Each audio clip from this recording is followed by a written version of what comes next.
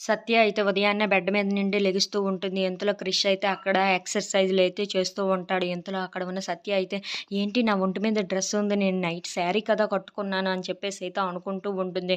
ఇంతలో అక్కడ ఉన్న క్రిష్ అయితే సత్యని చూసి నవ్వుతూ ఉంటాడు. ఇంతలో అక్కడ ఉన్న క్రిష్ అయితే, "గుడ్ మార్నింగ్" అని చెప్పేసి అయితే గట్టిగా అరుస్తూ ఉంటాడు. ఇంతలో అక్కడ ఉన్న సత్య అయితే పైకి లేచి, "ఏంటి నేను నైట్ శారీ కదా వేసుకున్నాను. ఇప్పుడు నా ఒంటి మీద డ్రెస్ ఉందేంటి?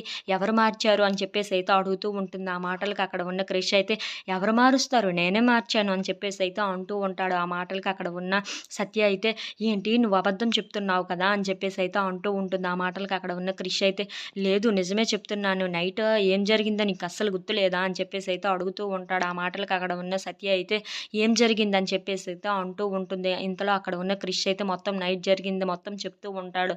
ఆ మాటలకి అక్కడ ఉన్న సత్య అయితే ఒక్కసారిగా షాక్ అయిపోతూ ఉంటుంది. "ఏంటి నువ్వు చెప్తుంది నిజమేనా?" అని చెప్పేసైతే అడుగుతూ ఉంటుంది. ఆ మాటలకి అక్కడ ఉన్న క్రిష్ అయితే, "అవును.